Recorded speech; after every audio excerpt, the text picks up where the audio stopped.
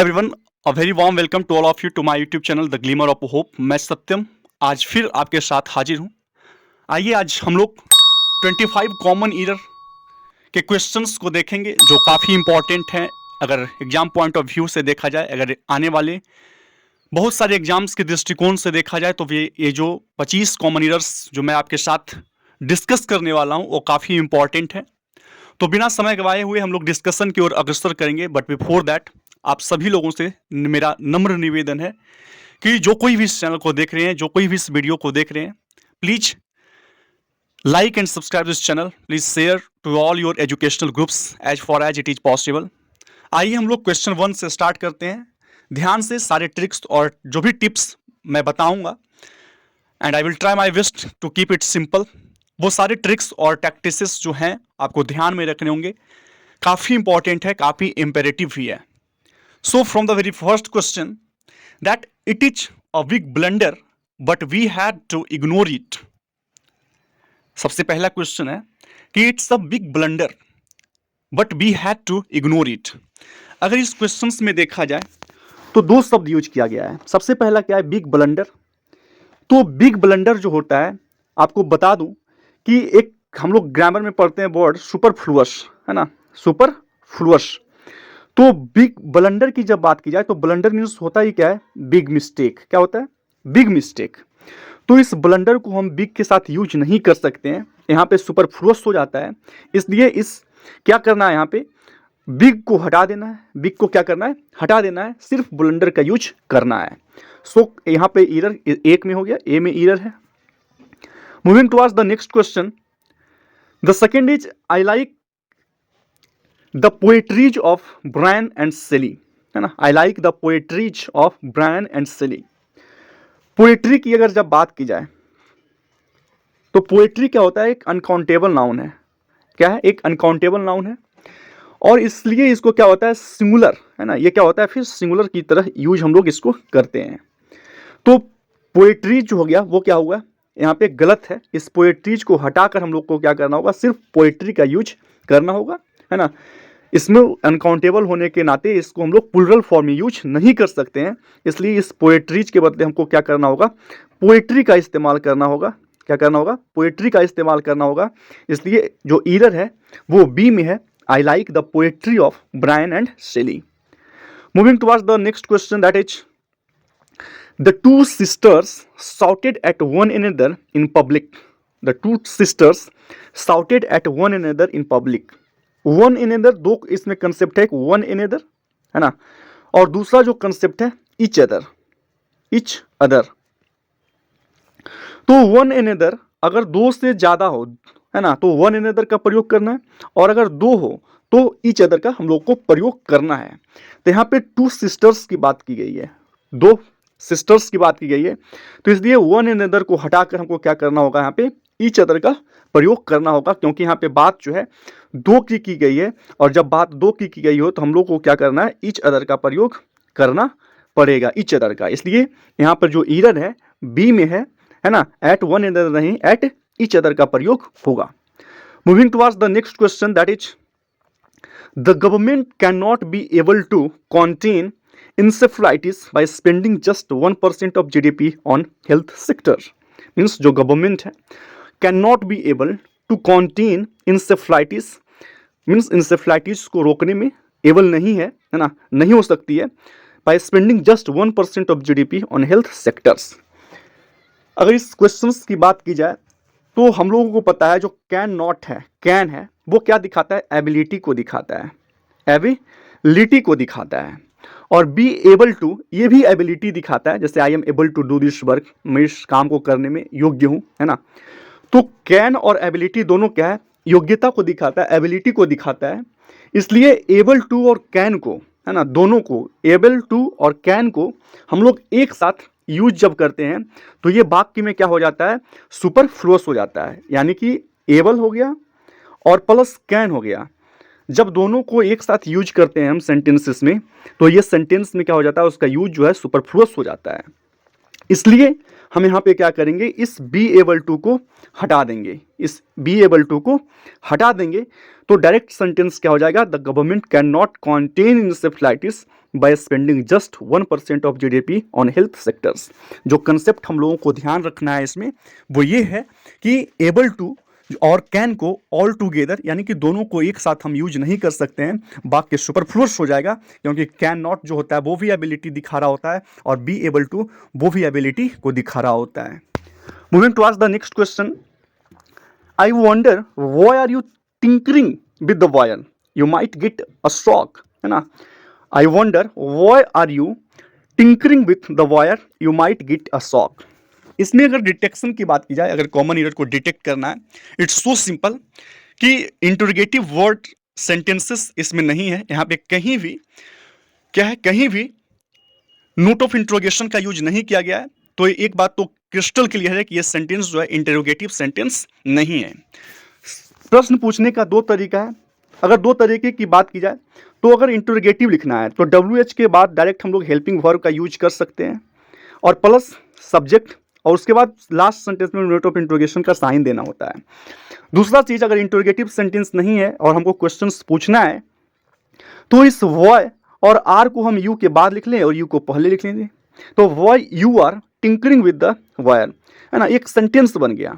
लेकिन why are you tinkering with the wire ये एक इंटरोगेटिव सेंटेंस बन जाता, लेकिन इंटरोगेटिव यहाँ पे कोई साइन इंट्रोगेशन का है नहीं, इसलिए यहाँ पे हम लोग क्या करेंगे, why you are tinkering with the wire लिख लेंगे और फिर ये क्वेश्चन जो है सही हो जाएंगे। और ईयर की अगर बात की जाए तो ईयर किस में है, बी नंबर में है। किस में है, बी नंबर में। यहाँ पे क्या करना है, why you are tinkering with the wire.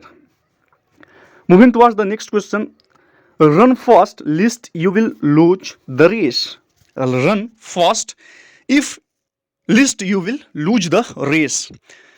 एक ये जो कॉमनली आस्क्ड क्वेश्चंस है, जनरली पूछे जाते हैं, तो एक बात हमेशा ध्यान रखना है, जो वर्ड लिस्ट है अगर किसी भी क्वेश्चंस में आ जाए तो जनरली इसके साथ हम लोग किसका प्रयोग करते हैं, शुड का प्रयोग करते हैं। क्या करते हैं, शुड का प्रयोग करते हैं। लिस्ट के साथ हमेशा शुड का प्रयोग करते हैं।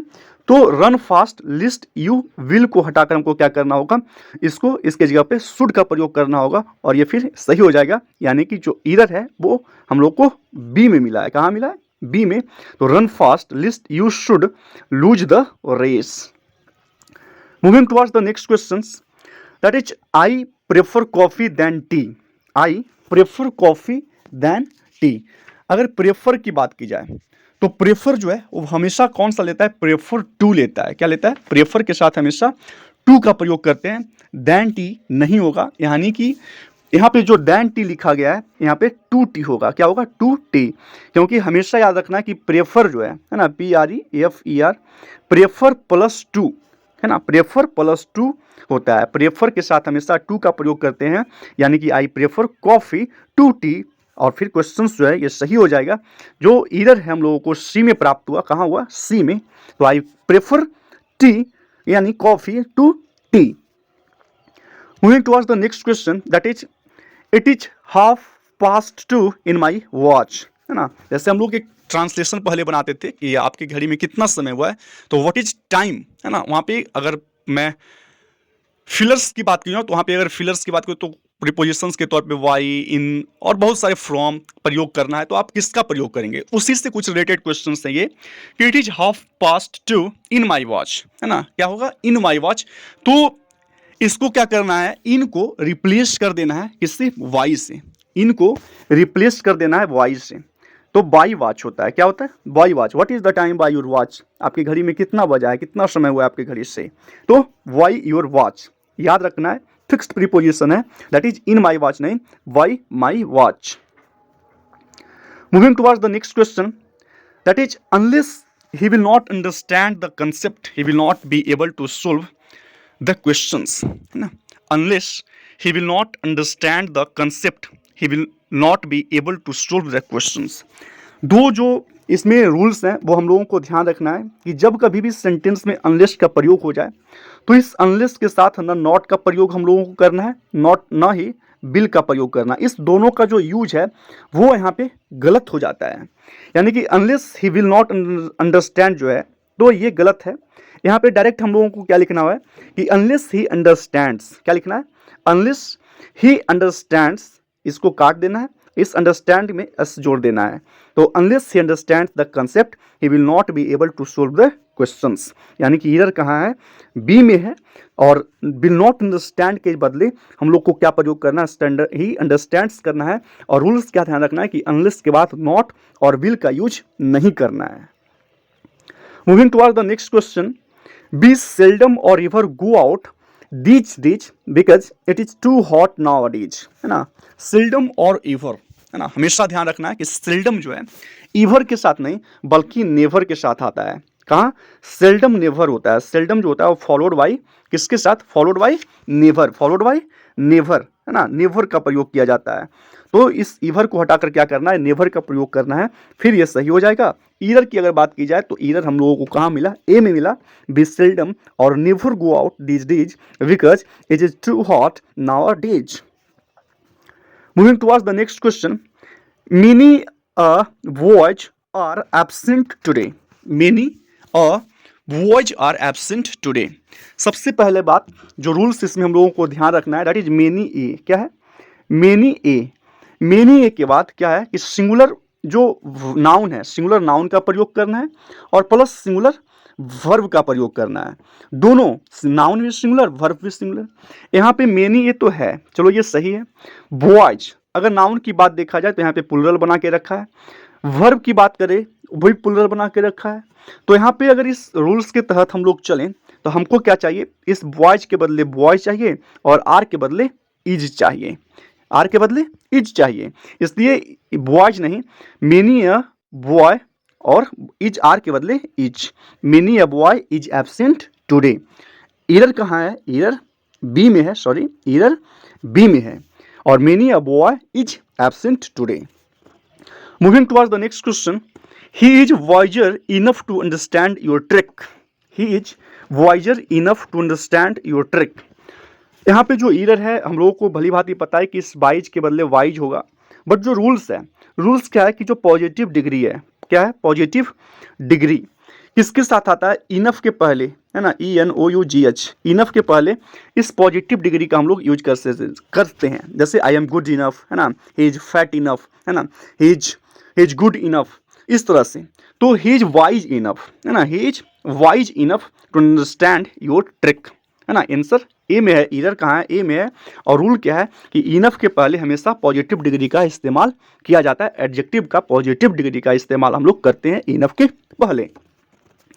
Moving towards the next question, my sister has red pages after pages of the Bible, my sister has red pages after pages of the Bible, है ना। एक चीज ध्यान रखना है कि नाउन, है ना, प्लस प्रीपोजिशन और प्लस नाउन, अगर इस तरह से कोई भी स्ट्रक्चर आपके सामने आए तो ये हमेशा ध्यान रखना है कि ये जो नाउन दोनों हैं, ये नाउन हमेशा किस में होंगे, सिंगुलर नाउन होंगे। कौन सा होंगे, सिंगुलर नाउन होंगे, है ना।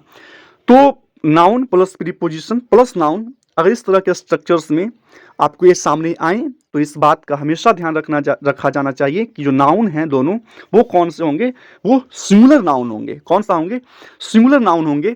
और अगर सिंगुलर नाउन है तो यहाँ पे क्या यूज करना होगा, इस पेजेज आफ्टर पेजेज के बदले हमको क्या करना होगा, पेज आफ्टर पेज, है ना, पेज आफ्टर पेज का इस्तेमाल करना होगा। तो क्वेश्चंस जो है वो इस तरह से कुछ हो जाएंगे कि my sister has read page after page of the Bible. Moving towards the next question, that is he, you and I shall arrange everything and shall not ask them for help. बहुत ही आसान questions हैं। हम लोग subject verb agreement syntax का जो question है, subject verb और एग्रीमेंट में एक रूल पढ़ते हैं 2, 3 और 1 का, है ना, 2, 3, 1, 2 सेकेंड पर्सन, थर्ड पर्सन और फर्स्ट पर्सन। अगर बहुत सारे सब्जेक्ट्स हैं तो उन सारे सब्जेक्ट का जो अरेंजमेंट होनी चाहिए वो सब्जेक्ट वर्ब एग्रीमेंट के इस रूल के तहत होनी चाहिए, सेकेंड पर्सन, थर्ड पर्सन और फर्स्ट पर्सन के अकॉर्डिंग होनी चाहिए। अगर यहाँ पे देखें ही, यानी कि ही है, यू है और आई है, इसका अरेंजमेंट कुछ इस तरह से हम लोगों को करना होगा। किस तरह से करना होगा? यू, ही एंड आई करना होगा। यू को पहले, फिर ही और फिर आई का प्रयोग करेंगे, तब ये 2 3 1 जो लॉ है, जो रूल है, उसको फॉलो करेगा।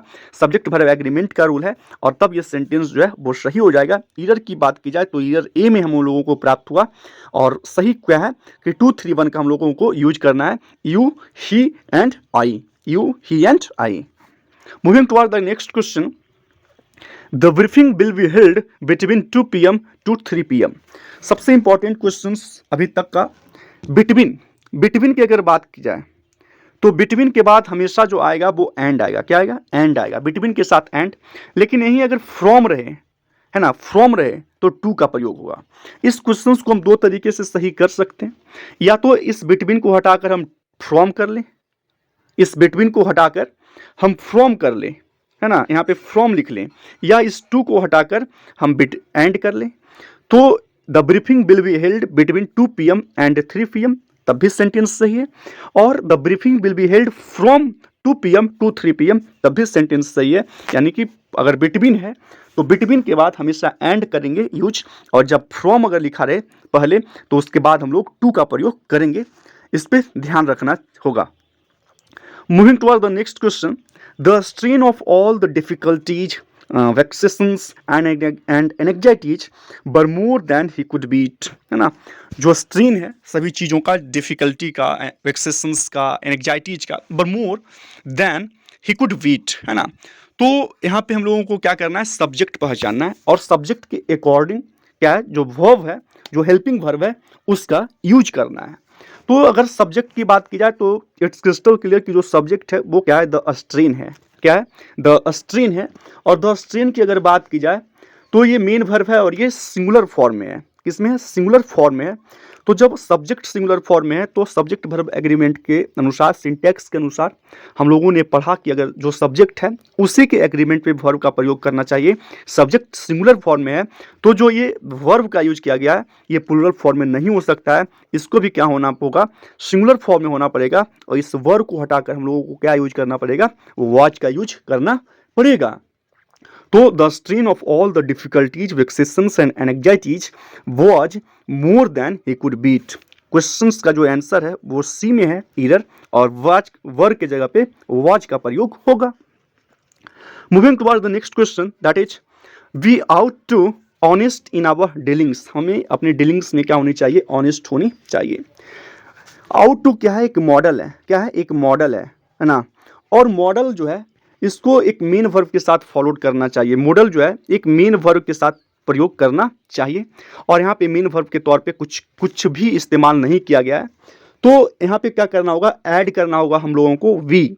आउट टू के बाद इस आउट टू जो लिखा गया है आउट टू, इसके साथ हम लोग बी का प्रयोग करेंगे, तब ये सेंटेंसेस जो है कुछ सही होंगे, सही हो जाएंगे। That is be ought to be honest in our dealings. What?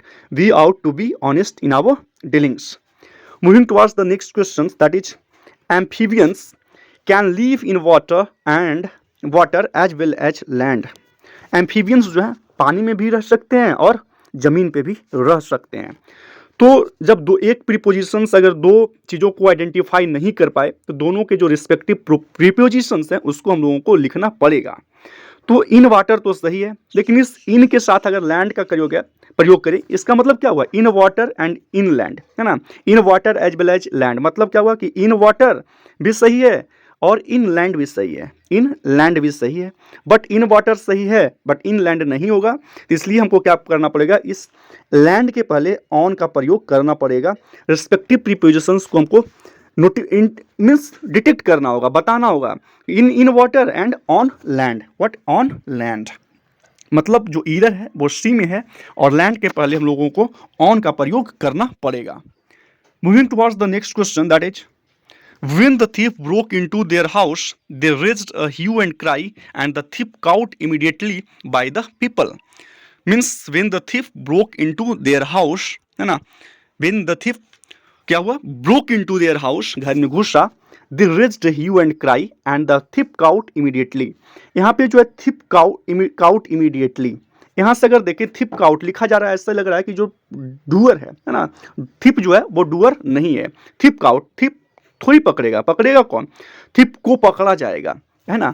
Sentences कुछ इस तरह से होंगे कि थिप को पकड़ा जाएगा, है ना। थिप वॉज काउट, क्या करेंगे यहाँ पे कि थिप जो है THIEF, थिप वॉज काउट, है ना, थिप वॉज काउट हो जाएगा। थिप वॉज काउट यानी कि there is a hue and cry and the thief was caught. तो काउट के पहले थिप के पद और थिप और काउट के पहले बीच में हम लोग को वॉच का प्रयोग करना पड़ेगा। Thief was caught immediately by the people. Moving toward the next question, that is, he had a suspected fracture, so he was admitted into the hospital. Preposition का क्वेश्चन है, ध्यान रखना है सिर्फ कि एडमिटेड जो है ना, ADMITTED, एडमिटेड के साथ हम लोगों को टू का प्रयोग करना पड़ेगा। किसका? इस टू का प्रयोग करना पड़ेगा। तो he had a suspected fracture, so he was admitted to the hospital, है ना, he was admitted to the hospital. Moving towards the next question, that is, I have found that he is neither willing or capable. Neither willing or capable, दो चीजें हमेशा ध्यान रखना है कि अगर neither हो, NEITHER, तो इस neither के साथ हमेशा nor का प्रयोग करेंगे। अगर nor नहीं है तो not or का प्रयोग करेंगे, not or, है ना। दो तरह से इस neither को हम लिख सकते हैं, neither nor या फिर neither not or। तो आई have found that he is neither willing, यहाँ तक तो सही है, और कैपेबल। तो इस और के बदले हम लोग नॉर लिख लेंगे। क्या लिख लेंगे? नॉर कैपेबल, है ना। इस और के बदले हम लोग नॉर लिख लेंगे, नॉर कैपेबल, तब सेंटेंसेस जो है वो सही हो जाएगा। ईरर की बात की जाए तो ईरर हमारे पास सी में है। I have found that he is neither willing nor capable, है ना। The next question is, every one of the films you suggested are not worth seeing. Every one of the films, है ना। Every one की अगर बात की जाए तो ये क्या है? सिंगुलर है। ये जो एवरी वन है ये क्या है? सिंगुलर है। अब जब सिंगुलर सब्जेक्ट है तो वर्ब जो है वो कैसा होना चाहिए? सिंगुलर होना चाहिए। हम लोग पढ़े हैं सब्जेक्ट वर्ब एग्रीमेंट में कि सब्जेक्ट के अकॉर्डिंग वर्ब का यूज होना चाहिए। सब्जेक्ट सिंगुलर तो वर्ब सिंगुलर, सब्जेक्ट प्लूरल तो वर्ब प्लूरल। तो एवरीवन क्या है? सिंगुलर सब्जेक्ट है। तो इस आर के बदले हम लोगों को क्या करना पड़ेगा? इज का प्रयोग करना पड़ेगा और ये तब सेंटेंसेस जो है सही हो जाएंगे। और ईरर की बात की जाए तो ईरर हम लोगों को सी में मिला। तो everyone of the films you suggested is, है ना, is not worth seeing. The next question is, suppose if you are late you will be in trouble. Suppose और if दो कंसेप्ट है इसमें कि suppose और if, फिर क्या है कि अगर दोनों को, इस suppose और if को अगर दोनों को एक साथ हम यूज करेंगे तो ये क्या हो जाएगा? सुपरफ्लुअस हो जाएगा। क्या हो जाएगा? सुपरफ्लुअस हो जाएगा। इसलिए या तो हम suppose लिखें या तो if लिखें, तो इस दोनों में से किसी एक को काटना होगा। या तो suppose को लेकर चले या तो if को लेकर चले, क्योंकि suppose और if दोनों का एक साथ इस्तेमाल करना सेंटेंसेस में ये सुपरफ्लुअस हो जाता है। Moving towards the next question, that is, if I leave now I will not be able to return back before 9 PM. Concept का क्वेश्चंस हैं, काफी इंपॉर्टेंट क्वेश्चंस हैं।